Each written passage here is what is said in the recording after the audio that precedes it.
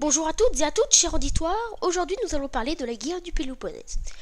Donc, la guerre du Péloponnèse est le conflit qui oppose la Ligue de Délos, qui est fondée en -478 avant Jésus-Christ, menée par Athènes donc, et la Ligue du Péloponnèse sous l'hégémonie de Sparte. Alors, l'hégémonie, ça veut dire dominé par, donc là, dans le cas, dominé par Sparte.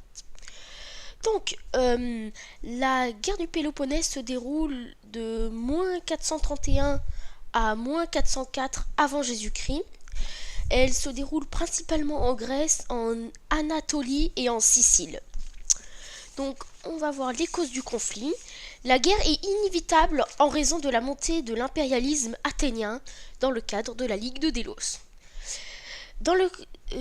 La flotte athénienne, la flotte athénienne devient donc bientôt la plus puissante du monde grec et émerge ce que les historiens nomment la thalassocratie athénienne, permettant une entreprise de plus en plus grande sur les autres membres de la Ligue. Ainsi, les cités cherchant à quitter la Ligue voient leur désir réprimé par une flotte constituée à l'origine pour les défendre. Cet impérialisme effraie les autres cités du monde grec, comme celle de la Ligue du Péloponnèse, placée sur l'hégémonie de Sparte. Or, Sparte doit, au risque de voir son hégémonie s'effondrer, prouver aux autres alliés que Sparte est capable de les défendre. Corinthe menace de créer sa propre ligue si les Lacédoniens ne s'opposent pas à leur rival.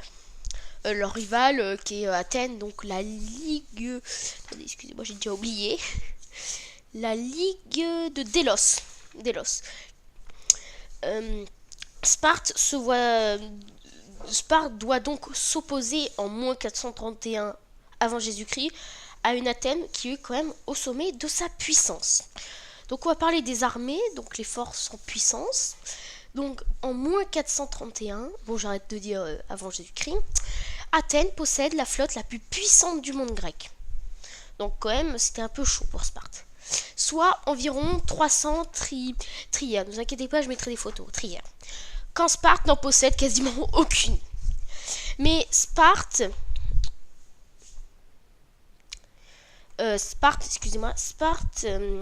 du fait de sa tactique hoplitique éprouvée au cours de la guerre de Messénie, et de l'entraînement de ses soldats au sein de l'agogée, l'éducation spartiate en fait, comme la meilleure armée de terre. Elle est considérée comme la meilleure armée de terre. Les troupes de la Ligue du Péloponnèse, donc que Sparte contrôle, ont des hoplites aux alentours de 40 000. En gros, en gros, ils ont 40 000 hoplites, si vous voulez. Contre 13 000 hoplites pour la Ligue de Délos, plus 12 000 hoplites athéniens mobilisables. Ça fait un petit peu du 40 000 contre 25 000. Donc vous voyez qu'en mer, Athènes a l'avantage, et à terre, c'est Sparte, quoi. Donc nous allons parler tout de suite des conséquences. Donc, la guerre du Péloponnèse se termine par la victoire de Sparte et l'effondrement de l'impérialisme athénien. La Ligue de Délos est dissoute et Athènes entre dans la Ligue du Péloponnèse. Sparte se retrouve isolée dans le jeu des ligues, perdant finalement malgré cette victoire la posture pour laquelle elle s'était battue. La posture en tant que dominant de la Ligue du Péloponnèse. Donc voilà, j'espère que cette vidéo vous aura plu. Oui, alors au début, je vais faire une vidéo toutes les semaines. Et donc on se retrouve la semaine prochaine. Alors la semaine prochaine, on se retrouvera pas mardi ou lundi, je sais pas.